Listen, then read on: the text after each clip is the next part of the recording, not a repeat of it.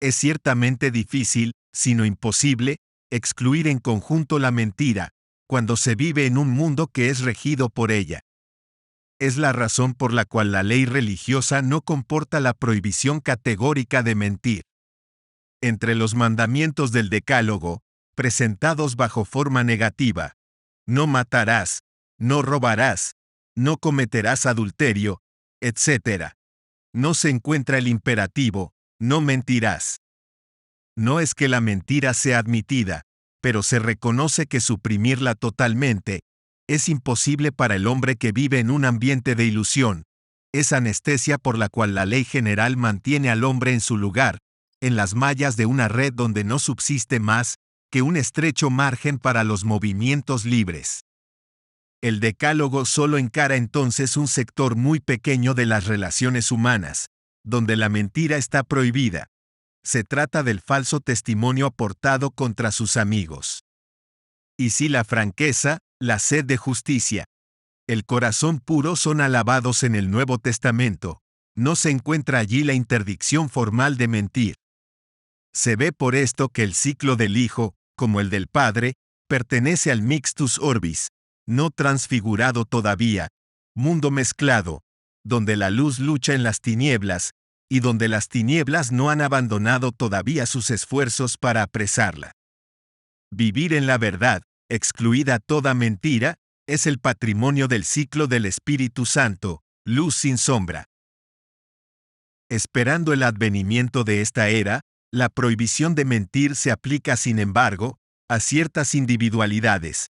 Se trata de hombres que han alcanzado o que están a punto de alcanzar el segundo nacimiento, es decir, los hombres interiores. Sobre este tema se encuentra una sola indicación en el Nuevo Testamento, pero el texto del apóstol San Pablo no deja lugar a ninguna ambigüedad. No os mintáis unos a otros, habiéndose despojado del viejo hombre, y habiéndose revestido el hombre nuevo, que se renueva en el conocimiento, según la imagen de aquel que lo ha creado. No hay allí ni griego, ni judío, ni circunciso, ni incircunciso, ni bárbaro, ni escita, ni esclavo, ni libre, sino Cristo es en todo, y en todos. Si no se dirige más que a una pequeña minoridad de hombres interiores, en su relación entre ellos, la prohibición juega plenamente desde que se haya alcanzado un cierto grado de evolución, que condiciona la aptitud a la verdad. También, dirigiéndose a sus discípulos de la ciudad de Corinto, San Pablo escribía: aspirad a los dones mejores. Y voy a mostraros un camino perfecto por excelencia. Ese camino, camino del amor, es así definido por el apóstol. El amor, dice, es paciente, lleno de bondad. El amor no es envidioso. El amor no se envanece, no se engríe de orgullo, no hace nada de deshonesto, no busca su interés, no se irrita, no recela el mal, no se alegra de la injusticia, sino que se alegra de la verdad. Perdona todo, cree todo, espera todo, soporta todo. El análisis al que acabamos de proceder permitirá, a aquel que se compromete sobre el sendero, con la esperanza de alcanzar el camino, ver más claramente los datos del importante problema de la mentira. La lucha contra la mentira es una empresa de largo aliento. Es ante todo una lucha contra nosotros mismos, es decir, contra nuestras tendencias espontáneas, y contra esa mecanicidad que nos hace volver constantemente a la mentira. En el capítulo precedente hemos examinado sucintamente el caso de la mentira a sí mismo. La mentira inútil hecha a los otros se clasifica en una categoría aparte. Está lejos de ser tan nociva como la mentira a sí mismo, y representa el caso más fácil de dominar y de curar, bien más fácil que la mentira a sí mismo, que a veces toma formas extremadamente sutiles y matizadas, exigiendo una entera y sostenida atención y esfuerzos metódicos y continuados de presencia de sí. La mentira inútil hecha a los otros no exige ningún esfuerzo permanente para ser eliminada. Simplemente es necesario velar, y no dejarla caer en una conversación. Un simple esfuerzo de atención, en el momento en que ya está en nuestros labios, es suficiente para detenerla. Es por eso que se recomienda empezar, con esta modalidad de mentira, la lucha por acceder a la veracidad. Es necesario señalar una particularidad que distingue el trabajo relativo a esas dos categorías de mentira. Se comprende que la mentira a sí mismo, o el combate contra esa mentira, no son perceptibles desde el exterior. Ciertamente, desde que se ha emprendido la lucha, la actitud interior del hombre frente a su entorno, o más generalmente, frente a las personas con las que entra en contacto, puede sufrir ciertos cambios. Sin embargo, esos cambios no deben tomar un carácter demasiado manifiesto. Es necesario dejar al tiempo operar los ajustes necesarios entre la evolución interior y la respuesta que le da el medio. Cuando se cesa de mentir inútilmente, no es notado por el entorno. Puede decirse que prácticamente la lucha contra esas dos categorías de mentira, muy eficaz para aquel que la entabla, no atenta contra las relaciones del hombre con sus semejantes. Es posible entonces lanzarse a ella sin trabas, con la condición sin embargo de hacerlo discretamente, a fin de no atraer sobre sí una presión creciente de la ley general. La única dificultad real en la lucha contra la mentira inútil proviene de que, como en el caso de toda lucha interior fácil, no se le preste atención, mientras que la lengua continúa mecánicamente, hoy como ayer, su verborragia mentirosa. Es habitualmente después de una charla que se percibirá que la decisión de no mentir más inútilmente ha sido perdida de vista. Sin embargo, se gana mucho cerrando ese grifo. Se economiza así cantidades considerables de materias finas. En cuanto a los esfuerzos tendientes a suprimir la mentira a sí mismo, ellos producen otras consecuencias importantes. Porque esa mentira arrastra raíces profundas. Situaciones paradojales se presentan a veces en ese dominio. Algunas son de una sutileza psicológica, tal que es difícil hacerlas salir de la oscuridad. Será suficiente evocar el caso de matrimonios donde uno de los cónyuges, habiendo comprendido que esa unión es un error, persiste de todas formas en intentar convencerse de lo contrario, y si es de naturaleza afectuosa, redobla la amabilidad frente a su pareja, como si se tratase verdaderamente de su ser polar. Lo absurdo de la situación alcanza al colmo, si la pareja reacciona adoptando una actitud correspondiente, sin sentir para nada un lazo sincero y espontáneo de ternura. Este verdadero juego del amor se hace evidentemente para gran provecho de la ley general. El riesgo desde el punto de vista esotérico es que, por la fuerza de la costumbre, tal situación no tome, para uno de los esposos, o incluso para los dos, el valor de un amor verdadero. La mentira asimismo de esta naturaleza en las personas amables, y de buena fe, a veces dura decenas de años, y produce al fin de cuentas trágicas desilusiones. El hombre que comienza a luchar contra la mentira a sí mismo, debe estar prevenido de estas dificultades, y el posible derrumbe de ciertos valores, o aun de todos ellos, a los cuales ponía precio. Pero sucede también, que tales derrumbes internos se producen en seres que no están próximos al trabajo esotérico, y que enseguida van a buscar allí alguna cosa más sólida y más permanente.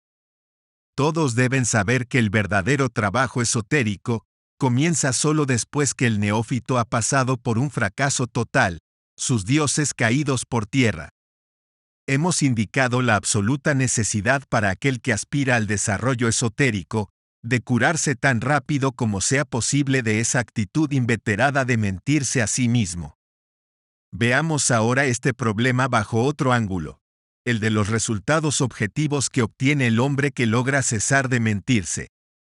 A medida que profundiza y avanza en este trabajo, lo que necesita tiempo, se exige el coraje de hacer frente a las desilusiones. Implica la confianza en sí y la continua fe en la enseñanza. Entonces el buscador siente un nuevo sentimiento. Cierto, a veces sentirá amargas penas, delante de la desaparición de sus bellos sueños. Pero, al mismo tiempo se sentirá de más en más liberado. Porque su creciente sinceridad frente a él mismo, establecerá en su vida interior una atmósfera de verdad.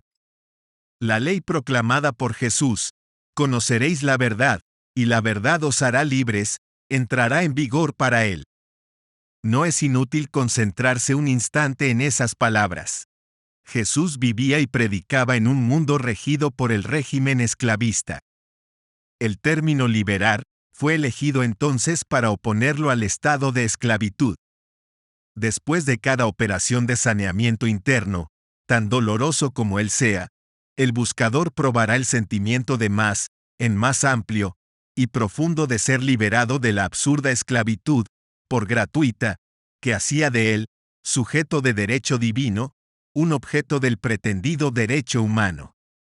Alcanzado un cierto estado de esta liberación interior, el hombre comprenderá el pleno valor y la potencia mágica que expresa la palabra libertad. Se debe insistir sobre el hecho de que la conquista de esta libertad interior es la condición sine qua non del éxito del trabajo esotérico, porque solo ella abre la posibilidad de observar objetivamente el trabajo de los centros inferiores. Esta observación se hace a partir del centro magnético, ese puesto de comando, dominio, sin participación, de las influencias B, cuya existencia permite observaciones y juicios imparciales. Cuando nuestro mundo interior es saneado por la penetración de las influencias B, esos rayos del sol cósmico, cuando es construida la habitación interior y organizado su puesto de dirección, cuando hemos cesado de mentirnos qué actitud debemos tomar frente al mundo y las personas. Ya hemos visto que este problema está lejos de ser fácil de resolver. Tratemos de situarlo más claramente. Eso debe aproximarnos a la solución. Para que ésta sea correcta, ante todo importa no precipitar las cosas. Si está escrito, el reino de Dios es forzado, y son los violentos los que se apoderan de él, es necesario no olvidar de comparar este texto con el principio, según el cual el reino de Dios está en nosotros y no fuera de nosotros. Conviene entonces recurrir a la fuerza y a la violencia ante todo hacia sí mismo. Método siempre útil, a veces necesario, para extirpar en nosotros las raíces de la ilusión, madre de la mentira a sí mismo. Tratándose del medio donde vivimos, es necesario cuidarnos de creer que las personas de nuestro entorno siguen automáticamente nuestra evolución, etapa por etapa, y se encuentran a cada momento en el mismo nivel que podemos haber alcanzado a continuación de esfuerzos conscientes y sostenidos, que ellas mismas no han hecho. Tal idea tocaría ciertamente el absurdo, pero el hombre no vive en el absurdo. El sentimiento de liberación y el gozo sentido después de cada victoria sobre sí mismo, superan el entendimiento reducido, y todavía débil del hombre exterior, y él siente la necesidad de expresarlo. Esta necesidad es, en cierta forma, legítima.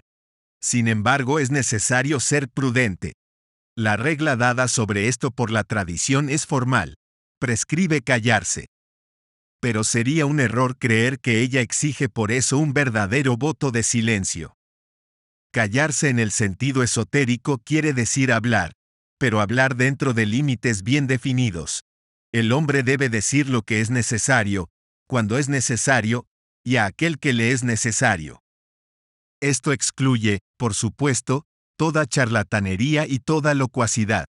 A la regla que prescribe callarse se agrega otra prescripción, que se debe esforzar de respetar desde los primeros pasos en el trabajo esotérico.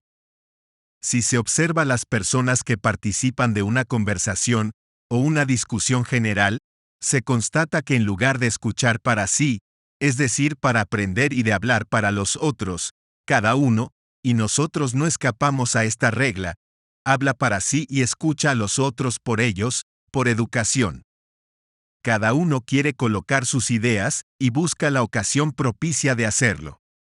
Esperando que esto se presente, escuchamos con más o menos paciencia y atención lo que se dice.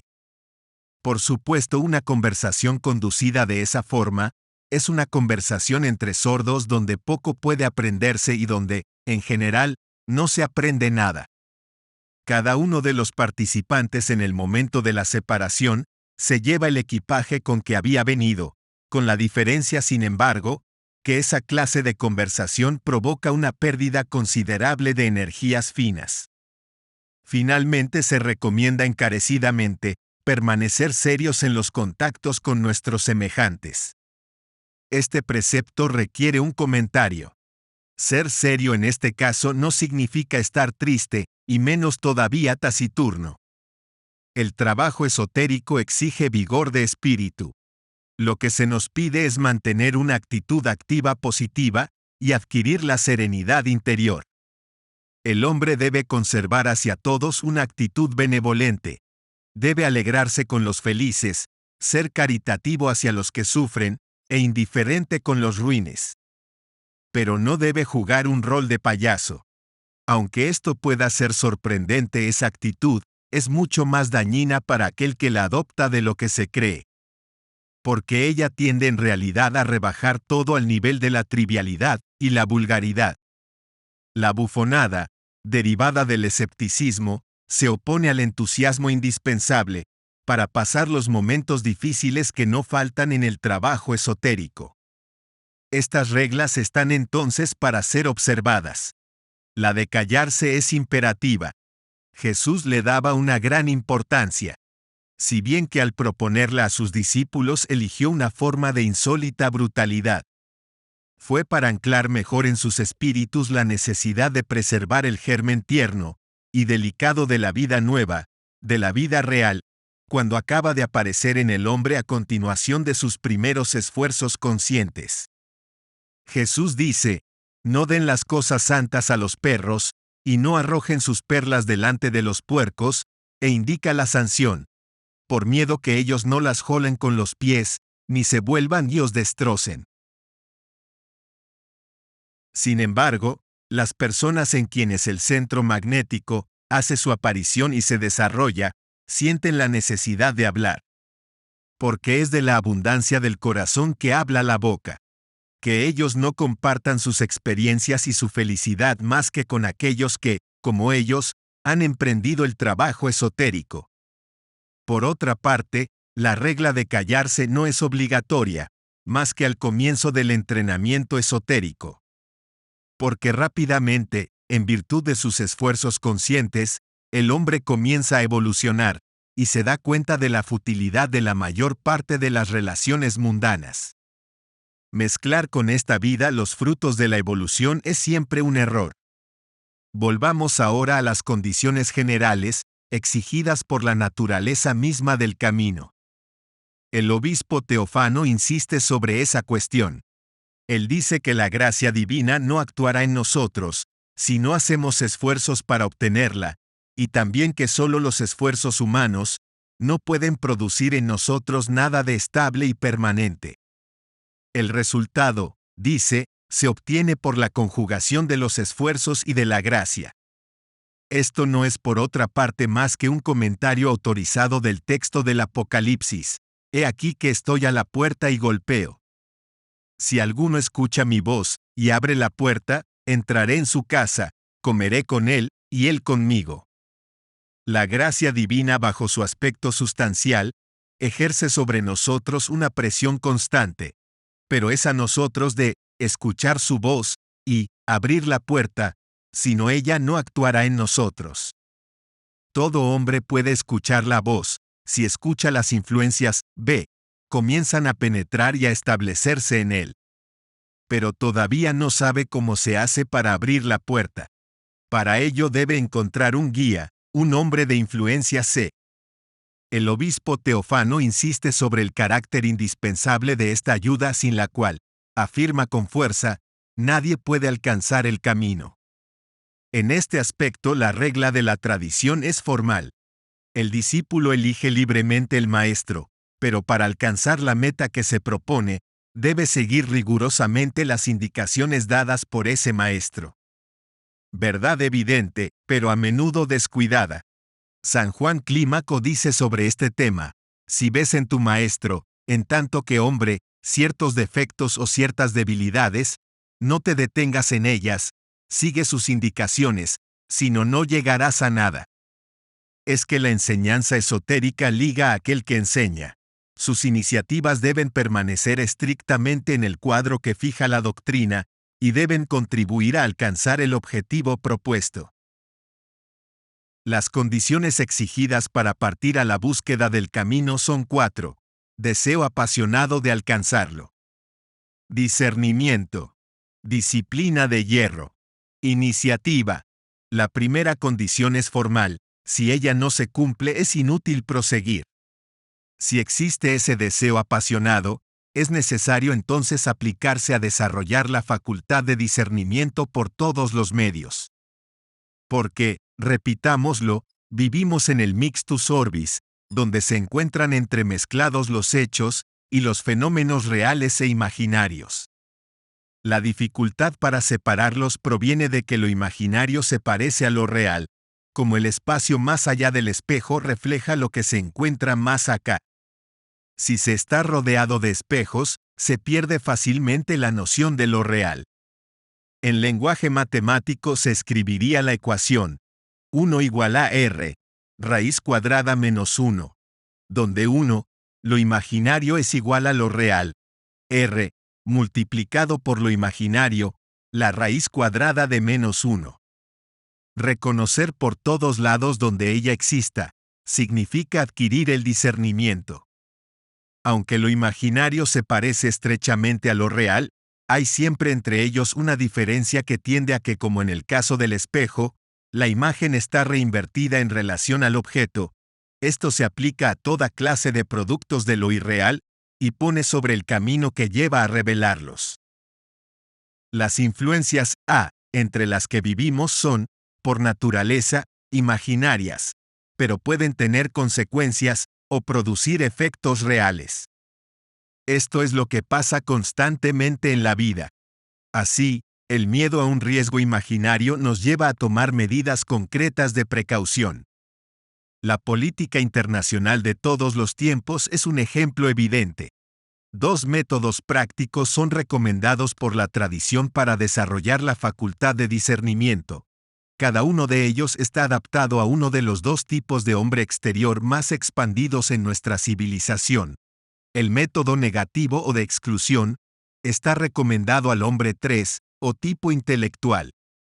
El método positivo o de integración se aplica al hombre 2, o de tipo emotivo. El valor de estos 2 métodos es el mismo. La diferencia consiste en que siguiendo el primero, el buscador solo verá la luz en el límite de sus esfuerzos. Siguiendo el segundo, será alentado por las chispas de la conciencia del yo real, que podrán acompañarlo a lo largo del camino. En principio el hombre 3 tiene tendencia a no creer, es sobre todo de naturaleza escéptica. Voluntariamente procede a un análisis crítico profundo de los hechos y los problemas que se les presentan. El centro de gravedad de su vida psíquica es la actividad intelectual. El método negativo tiene en cuenta estas actitudes. Él aplica el análisis crítico más ceñido y más imparcial posible en la observación de los movimientos de la vida interior. Sigue las idas y venidas de los pequeños yo, o de los grupos de pequeños yo. Y reconociéndolos como no yo, hace esfuerzos para no identificarse con ellos. Poco a poco, el hombre separa así lo que, en las corrientes de su vida psíquica, no traduce una tendencia real, permanente. Cuando sus constataciones sean numerosas veces retomadas y controladas, el observador se apercibirá de que ciertos elementos son permanentes, y por consecuencia no pueden objetivamente ser sometidos al principio de exclusión. Se encontrará entonces no lejos del umbral del yo real. Se ve que este método no requiere un ideal ni una fe. Sin embargo, presenta un riesgo, porque exige una imparcialidad total en las observaciones y en las conclusiones extraídas. Si esa imparcialidad no es observada desde el comienzo, el hombre corre el riesgo de caer todavía en la ilusión de una manera más profunda. Su situación será entonces peor que antes. Porque a continuación de esos ejercicios, una cierta modificación se produce en la estructura de su personalidad, y los lazos entre los centros, de los que hemos hablado en el capítulo 7, se aflojan y finalmente caen. Si en ese momento, el centro magnético no es bastante potente para establecer directamente su autoridad sobre los centros, ese hombre se volverá amoral, peligroso para sí mismo y para los demás. Es a ese caso, entre otros, que se aplica la terrible parábola de Jesús sobre los 7 demonios, haciendo la última condición peor que la primera. El segundo método es positivo, y no puede aplicarse más que al hombre 2, en quien el centro de gravedad de la vida psíquica se encuentra en el corazón. Este hombre puede tener un ideal y tratar de alcanzarlo. Para ello intentará reagrupar los elementos de su personalidad, donde se encuentran esparcidos los gérmenes de su ideal. Este método es inverso del precedente, porque no tiende más a la exclusión de los elementos inestables, sino a una síntesis, a una afirmación. Si es llamado caliente, es porque en su aplicación, el hombre da libre curso a sus emociones positivas. Se opone así al método frío de análisis crítico y de exclusión. Esto no es más un peligro, pero el riesgo es de otra naturaleza. Proviene de un error inicial en la elección de un ideal elegido. El hecho de que ese ideal haya sido aprobado por el maestro no cambia para nada el problema. Aquí se trata de una falta de sinceridad consigo mismo. La divergencia profunda entre el objetivo proclamado y el objetivo inconfeso puede causar un desgarramiento interno que, si se desarrolla, puede llegar a provocar un desdoblamiento de la personalidad. El análisis rápido de estos dos métodos de trabajo pone en evidencia el rol de la imparcialidad, esa forma de objetividad de que el hombre es capaz, y nuevamente, de la sinceridad. No hacer uso consciente de esas dos cualidades, sobre todo frente a nosotros mismos, es en nuestra vida fuente de numerosos errores, que luego no sabemos cómo reparar. Existe en nosotros una actitud dominante, sea referida a la imparcialidad de los juicios, sea a la sinceridad. Esa actitud corresponde a nuestro tipo, y ella nos determina en principio la elección del método que debemos seguir. Sin embargo, no debemos olvidar que nuestra naturaleza está mezclada, tanto por el hecho de nuestro nacimiento como por el de nuestra educación y formación. Por lo tanto, practicando aquel de los métodos que mejor corresponde a nuestra dominante, no debemos perder de vista el otro método, porque el uno y el otro deben jugar su rol en nuestros esfuerzos hacia la evolución, pero en una proporción diferente para cada uno de nosotros. Existe además otra fuente de confusión que en la práctica juega un importante rol. A menudo pensamos que nos es suficiente de recoger el conocimiento esotérico teórico, y que él va a producir enseguida efecto en nosotros como una droga bienhechora, sin que sea necesario ningún esfuerzo de nuestra parte. Hay allí un error de concepción bastante general. En realidad, el trabajo esotérico exige esfuerzos continuos de análisis y de síntesis, destinados a crear y a consolidar cada grano de éxito que podamos cosechar en la marcha hacia y sobre el camino. Porque las influencias que la vida, ese gran camino, ejerce constantemente sobre nosotros están entremezcladas, y la corrupción tiene allí su parte. Para elegir disponemos de un cierto bagaje, de una cierta libertad de acción, y de una fuerza que nos permite cumplir ese trabajo de selección. Esta fuerza es la atención.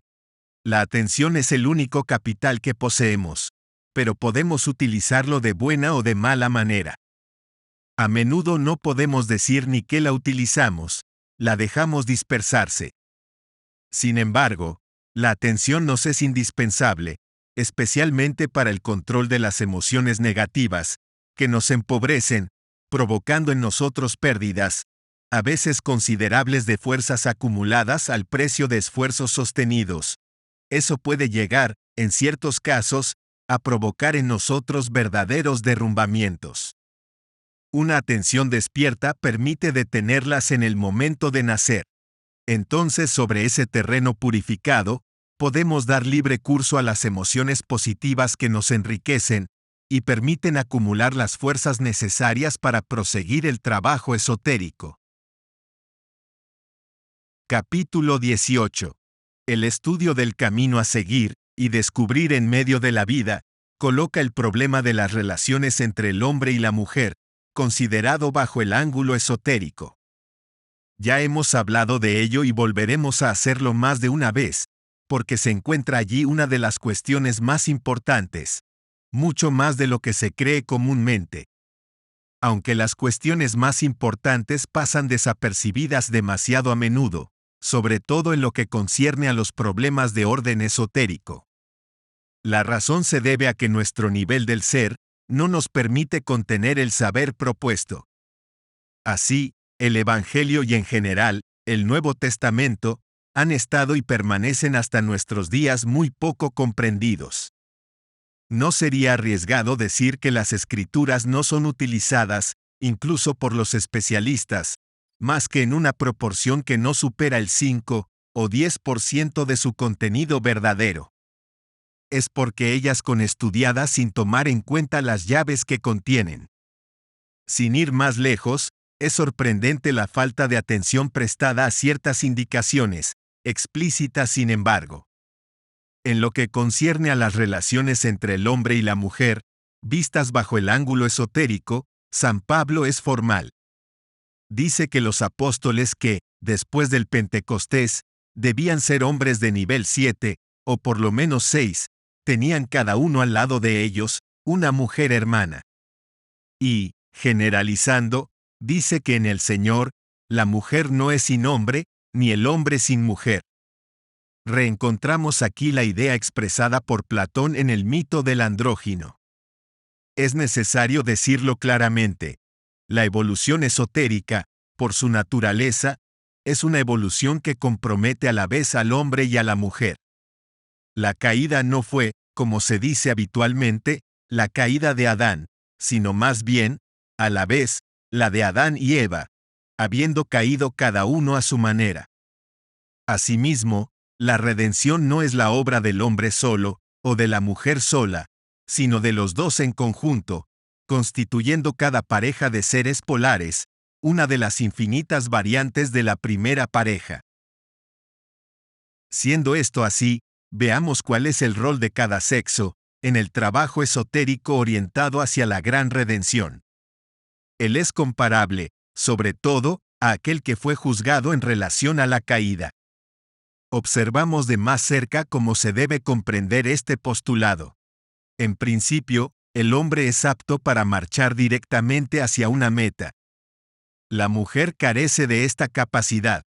Si ella quiere alcanzar un objetivo determinado, debe encontrar un hombre que prosiga ese objetivo y seguirlo con él. Puede ser su marido, su hermano, una relación, una guía espiritual, pastor o padre. O bien, un maestro del trabajo esotérico. Hombre, mujer, meta. Acabamos de decir que el rol de la mujer sobre la curva de la redención debe ser comparable a aquel que jugó para comprometer la pareja en la curva de la caída. Ese rol fue el de inspiradora. Habiendo concebido en su imaginación fértil y artística la noción de ilusión, la mujer, después de haber gustado sus frutos, los ofreció a su esposo y ambos, caídos aquí abajo, emprendieron un largo camino de estudios, frutos del árbol del conocimiento del bien y del mal.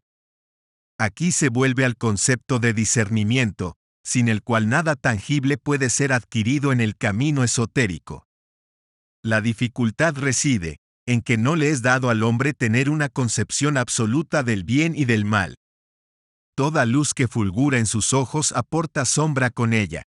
Esto desorienta hasta los seres de buena fe, dotados de una inteligencia sutil.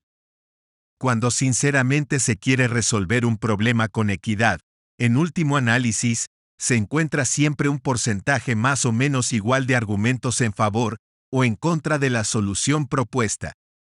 Puede suceder que no se decida nada, quedarse inmovilizado en la expectativa, ad majorem diaboli gloriam. El hombre, cuyo psiquismo no está orientado por una idea directriz, está generalmente inmóvil hasta el momento en que toma, lo más a menudo por una impresión fortuita, decisiones que orientan su vida por decenas de años. Para aquel que se compromete en la búsqueda del camino, todo cambia. Porque esta búsqueda constituye un objetivo permanente. El hombre puede entonces, sin salir por el momento de lo relativo, precisar útilmente sus nociones de lo positivo y de lo negativo. Todo lo que lo guía hacia el objetivo propuesto, lo ayuda a alcanzarlo o contribuye a que lo alcance, es para él un bien. Todo lo que lo desvía, lo retarda, lo detiene, lo arrastra hacia atrás, y en general, le crea obstáculos materiales o psicológicos sobre el camino que lo conduce hacia la meta buscada, es para él un mal. Esta definición es general, pero se aplica especialmente a las búsquedas del camino. A medida que se profundiza en la progresión sobre el camino del esoterismo, se intensifican las impresiones interiores, tomando a veces proporciones desmesuradas.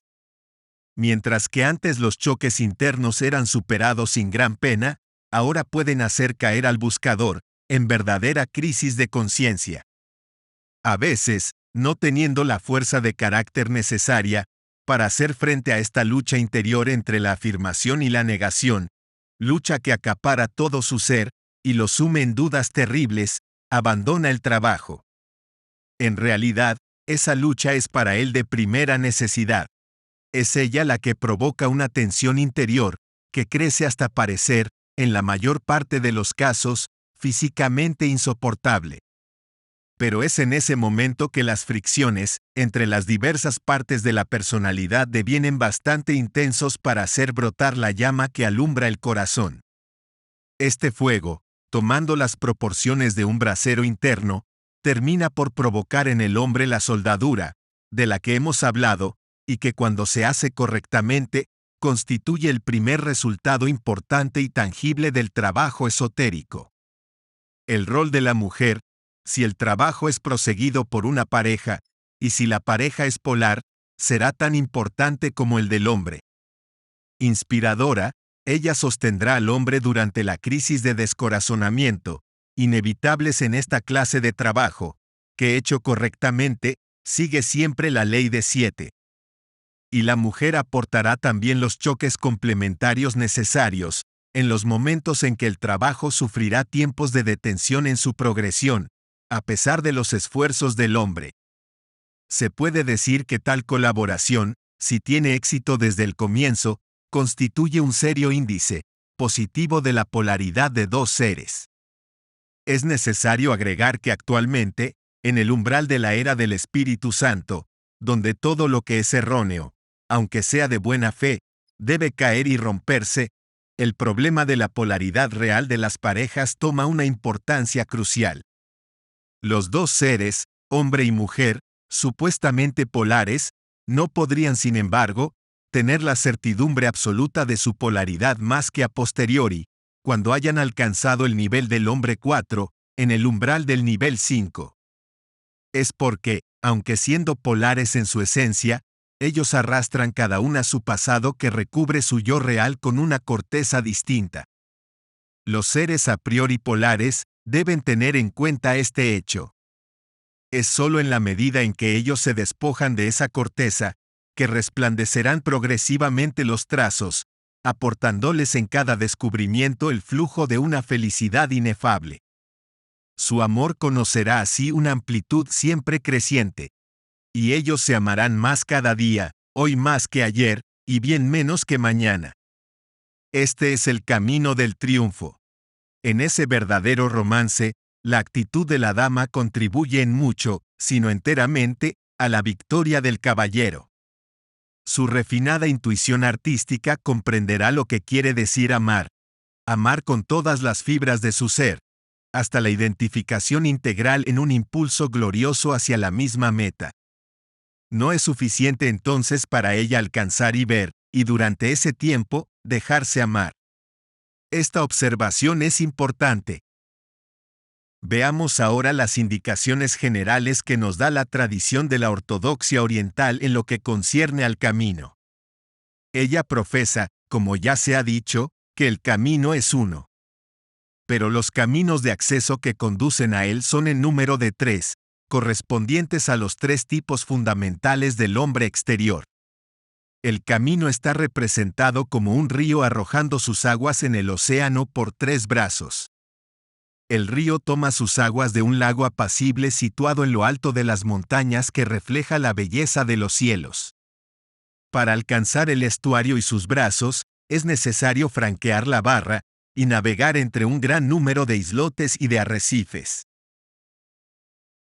El océano en el cual se vuelca el río es el océano de la ignorancia. Los 3 brazos son los 3 primeros evangelios.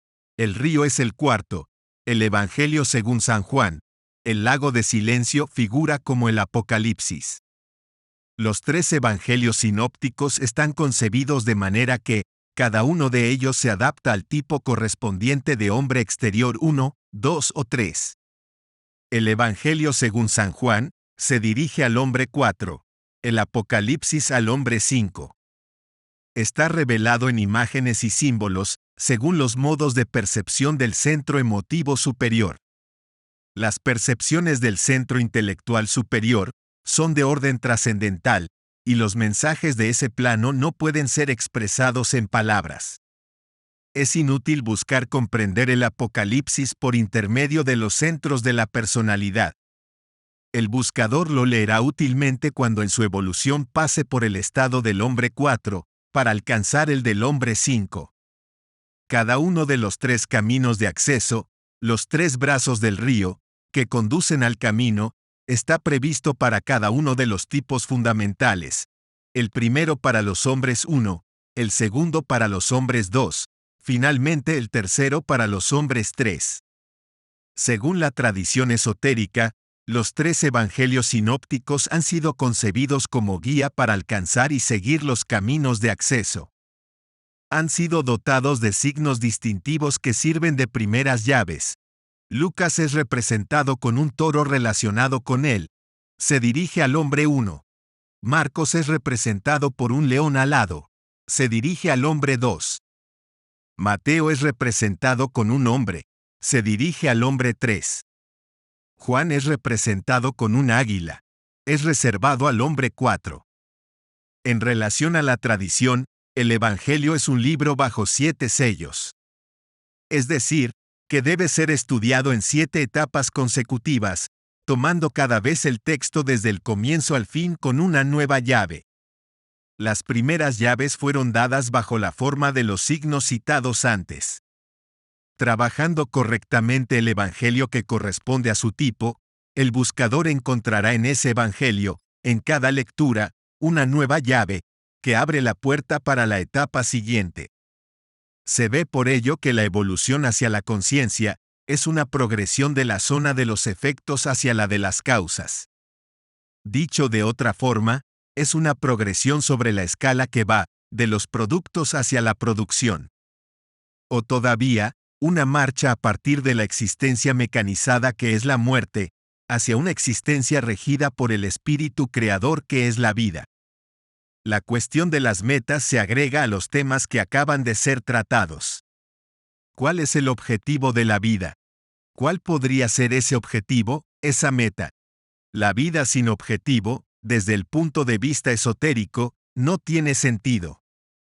Este punto de vista distingue al objetivo directo y al indirecto de la existencia humana. El objetivo indirecto responde al caso general, aquel de todo el género humano. El hombre sigue la corriente de la vida, y por el juego del nacimiento, del amor y de la muerte, él sirve, sin saberlo, los intereses de la naturaleza y contribuye al crecimiento del rayo de creación. La meta directa está constituida por los casos especiales. Aquí, el hombre va contra la corriente general de la vida, para remontar individualmente la escala de los cosmos, después de haber neutralizado en él la influencia que la luna ejerce sobre la vida orgánica para los fines generales. La meta directa no puede ser apresada por el hombre más que al precio de esfuerzos conscientes. Estas 2 posibilidades abiertas al hombre están representadas en el esquema siguiente. Mesocosmos. Fatum. Mundo planetario. Fa. Caso particular. Tritocosmos. Mixtus orbis. Tierra. Mi. La. Microcosmos. Hombre. Tesseracosmos. Regina Astris. Luna. Re. Caso general. La meta directa es una, pero es un objetivo a largo plazo que no puede ser alcanzado más que por etapas. Sobre esta ruta deben ser formuladas por la persona metas a corto y a mediano término para el que busca alcanzar el camino. Ellas deben ser aprobadas por el maestro. Un solo objetivo debe ser perseguido a la vez, y no debe estar más allá de las fuerzas del buscador. La analogía que puede ser establecida entre este método y aquel en uso para la preparación de las tesis universitarias es muy estrecha. He aquí algunos ejemplos de metas directas posibles. Volverse maestro de sí mismo. Adquirir el espíritu creador, fuente de inspiración. Elevar al nivel de la conciencia de vigilia los procesos fisiológicos. Adquirir facultades nuevas, dones del Espíritu Santo de San Pablo. Entrar como miembro activo en un trabajo esotérico. Regenerar integralmente su ser, etc. En la medida del desarrollo esotérico, el objetivo formulado al comienzo deberá ser adaptado en sus modalidades y modificado en su amplitud. El maestro debe ser consultado cuando los movimientos de conciencia del discípulo requieran esas modificaciones. Tratándose de metas individuales, es necesario dar algunas indicaciones en lo que concierne a las condiciones generales de acceso al trabajo esotérico. Aun habiendo encontrado un maestro que acepte guiarlo, el buscador no sabría progresar mucho, si sus esfuerzos tienden solo a apropiarse de los conocimientos y del saber hacer. Su caso es totalmente comparable al de una persona que prosigue sus estudios universitarios. Cuando esos estudios han terminado, el estudiante provisto de un título busca generalmente aplicar en la vida los conocimientos y aptitudes adquiridas. Es lo mismo en el dominio esotérico. El discípulo, reconocido apto por el maestro, debe buscar de poner en obra los conocimientos que ha acumulado. Si bien debe consultar a su maestro, jamás debe perder de vista la cuarta regla, aquella de la iniciativa personal. No debe esperar, sino actuar de forma que entre en un trabajo esotérico entre aquellos que se realizan en el mundo. Para la época actual se pueden citar dos. Uno es análogo a la construcción y preparación del Arca de Noé, lo que se sitúa a unos 4000 años de nuestra era. Como en esa época lejana, el trabajo consiste en la colección, en forma compacta, esquematizada, de la suma de conocimientos y experiencias adquiridas para preservarlas y transmitirlas luego a la nueva humanidad. Otro trabajo esotérico que continúa de manera más inmediata y más intensa desde el comienzo del siglo, sobre todo después de la Primera Guerra Mundial, tiene por objeto contribuir a la formación de un nuevo tipo humano. El problema del hombre nuevo es colocado delante nuestro por la lógica de la historia. Tratemos de elucidar los elementos de ese problema, cuya feliz solución condiciona la suerte de la humanidad de mañana. Este análisis es tanto más importante ya que, aunque no se percibe generalmente muy bien, deberían ser puestas a punto rápidamente fórmulas para la preparación del futuro. La generación montante, en efecto, aquella que la vida compromete después de la Segunda Guerra Mundial, podría y debería proveer los elementos de la élite, susceptibles de asumir las responsabilidades desde el comienzo del ciclo del Espíritu Santo, que debe suceder el ciclo actual. El análisis al que vamos a proceder debe permitir, especialmente después de haber considerado la posición del conjunto del problema, situar a éste en su contexto histórico. Después, pasando de lo general a lo particular, apreciar mejor el sentido del trabajo esotérico que prosigue en el mundo para la formación de esa nueva élite, y descubrir cómo se podría participar útilmente en ese trabajo, y aportar allí su óvulo, aquellos que se han comprometido en la búsqueda del camino. La imagen del mundo pasa, todo cambia. Bajo nuestros ojos esos cambios socavan las bases del antiguo orden. El desarrollo de la técnica prosigue su marcha a una cadencia acelerada, y nadie sabría detenerla ni frenarla. Las fuentes de energía casi ilimitadas y la automatización de la producción industrial modifican o están a punto de modificar todo, y el total del aspecto de la vida y la sociedad humana. No es temerario decir, teniendo en cuenta este hecho, que en un futuro cercano la lucha por la existencia, ese gran regulador de la vida humana, pasará al dominio de los recuerdos históricos. Por el mismo hecho de su nacimiento, el hombre será dotado de todo lo que necesita. Lo que hoy en día es un lujo, será gratuito. Tal perspectiva puede ser estimulante, también puede aterrorizar. La necesidad de ganar su pan, que hasta ahora ha ocupado al hombre y le ha puesto automáticamente frenos a sus instintos feroces, será abolida. ¿Qué hará entonces, liberado de la fatiga del trabajo cotidiano? Ya se constata que un aumento de la criminalidad coincide con la reducción general de las horas de trabajo. El período de vacaciones está marcado por un aumento creciente del número de accidentes y un relajamiento general de las costumbres. Tales índices deben invitar a la reflexión. ¿Puede ocuparse al hombre libre con una organización nueva del ocio? Pero pronto se tendrá 4, y aún 5 domingos por semana, porque con la automatización, se prevé que será suficiente trabajar 4 a 6 horas por día, 2 días por semana. ¿Por qué medio se podrá equilibrar la vida social cuando esta válvula de seguridad, la necesidad imperiosa de ganar su vida, haya sido suprimida? No se sabe. Ninguna concepción de base parece existir en este aspecto, y ninguna proposición seria ha sido formulada todavía, por los responsables de la vida industrial, social y política para resolver ese problema. Y sin embargo está claro que la restricción ejercida sobre el hombre por la naturaleza, dicho de otra forma, por la voluntad divina, no podría ser reemplazada por una restricción humana, es decir, policial. Es necesario entonces buscar la solución del problema en un plano superior. Definamos la cuestión. Una de las primeras consecuencias de la aplicación generalizada de la automatización es la producción en el debilitamiento del poder político y social del dinero. En efecto, ¿por qué se busca, todavía hoy, el ganar dinero? El dinero representa un equivalente del trabajo humano. El dinero perderá progresivamente su poder de compra. El progreso de la técnica garantizará a todo recién nacido, por el solo hecho de su nacimiento, una vida fácil, la satisfacción casi ilimitada de sus necesidades naturales. En esas condiciones se puede decir que la humanidad alcanza sin duda el giro más importante de su historia. Porque si el dinero debe perder su poder de compra, perderá fatalmente su poder político y social. El poder real es hoy detentado en el mundo por una minoría que posee el dinero, capitalismo, o que genera el dinero, comunismo.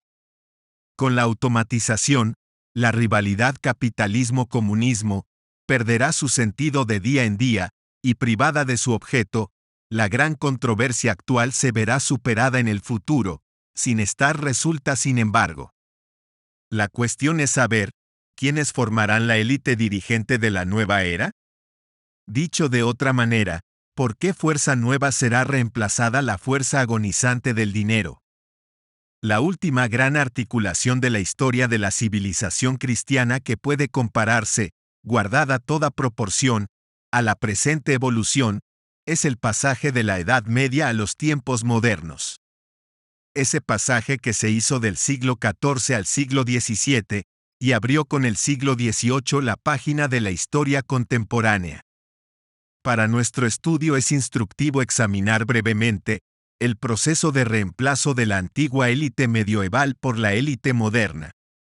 El hombre de élite de la Edad Media era el caballero. La caballería forma la nobleza, la clase dirigente de esa época en la que el dinero no detentaba todavía las riendas de la vida pública y privada. Ser noble significaba ser desinteresado. El noble se caracterizaba entonces por su fuerza física muscular. Debía ser capaz de llevar la armadura, manejar pesadas lanzas y espadas. Desviaciones y abusos apartes, el caballero, a quien su vigor y la potencia de sus armas lo hacían maestro de su entorno, obedecía a su turno las órdenes de la Iglesia. Debía ser el defensor de los débiles y de los oprimidos, y el regulador de la vida pública fundada sobre el trabajo de los campesinos y de los artesanos. Desde el punto de vista intelectual, el caballero tipo de la Alta Edad Media no brillaba. A menudo los grandes señores no sabían leer ni escribir. Su nivel mental no superaba casi el de los campeones de boxeo de nuestros días, y los torneos de entonces, que recordaban los matches, servían de examen de capacidad para la gente de élite. Acontecían en las cortes de los soberanos y bajo los ojos de las damas. El pueblo no se interesaba mucho en ellos. Con el renacimiento que seculariza los espíritus, la idea medioeval del caballero empalidece, después deviene objeto de bromas de la élite en formación. Miguel de Cervantes con su Don Quijote, da el golpe de gracia a las antiguas concepciones. La creciente fuerza del intelecto toma el lugar de la fuerza física, para el restablecimiento de jerarquía social. Seguro de sí mismo, de su superioridad en relación al tipo psíquico precedente, el hombre de la nueva época abrió otros sectores de las actividades humanas. La exploración de la naturaleza, los cálculos de todas clases, la apreciación del provecho y la ganancia, antes despreciados, en fin, la nueva noción de confort y un lujo superando al de Oriente, formaron parte de las categorías sobre las cuales se basa, de ahí en adelante, la escala de valores. El dinero, cuya manipulación había sido prohibida al caballero por los preceptos de Santo Tomás de Aquino, en nombre de los principios religiosos, devino insensiblemente el objetivo principal de la actividad de la élite. El hombre nuevo se aplica a defender su propio interés antes de defender la causa común, lo que era el deber sagrado de la caballería. El régimen existente se derrumba. La fuerza física del caballero y la autoridad reconocida de la Iglesia en los asuntos temporales cedieron el lugar a la fuerza intelectual. Nace el racionalismo. Y como por naturaleza, la inteligencia es agnóstica. La religión, anteriormente fuerza suprema, cede el lugar a la ciencia. La victoria de esta no fue de las más fáciles. En una competencia que dura siglos, la religión busca defender la primacía de sus posiciones. Solo que, y ello le fue fatal, ella lo hace por medios superados, es decir, recurriendo a la fuerza material, a la espada del caballero, cuya eficacia se debilita por el hecho de la aparición de las armas de fuego, ella asocia el fuego de la Inquisición. Socava así la base misma de su razón de ser. Esta contradicción interna provoca la rebelión de la razón que se traduce por la reforma. El racionalismo prevalece en todos los dominios. En la sociedad nueva, Voltaire, en lugar de ser quemado como Giordano Bruno, 2 siglos antes, 1600, fue llevado a la cumbre de los honores. Las universidades y los colegios, creados antiguamente bajo la égida de la Iglesia, devinieron ciudadelas de la ciencia laica y del pensamiento liberal. Es ante todo por su capacidad de calcular y apreciar los valores materiales que la nueva élite asegura la victoria del intelectualismo sobre las fuerzas antiguas. Sus concepciones, que inscribió en la enciclopedia, empujaron fatalmente al mundo nuevo hacia la revolución. La gran burguesía y los intelectuales tomaron así el lugar de la nobleza. Era la consagración del largo proceso de formación de una nueva élite. Alcanzado el poder, el hombre explorador y calculador dirige entonces lo esencial de las actividades de Occidente hacia la revolución industrial, llamada una vez más todavía a modificar la faz del mundo. Pero la ciencia, que desde entonces ha producido maravillas en el dominio de los medios, no ha indicado de ninguna manera los procedimientos prácticos que permitieran controlar esos medios. Ella promete el lujo gratuito, pero no lo ha instaurado, ni aún bosquejado la nueva organización de una sociedad, donde los hombres serían liberados de la servidumbre de ganarse el pan con el sudor de su frente. El hombre de ciencia intelectual ha creado la máquina. Pero la máquina es hoy en día una fuerza de la que no es más el maestro. Y la clase dirigente de ayer se ve superada, incapaz de asumir la responsabilidad del poder en el mundo por venir.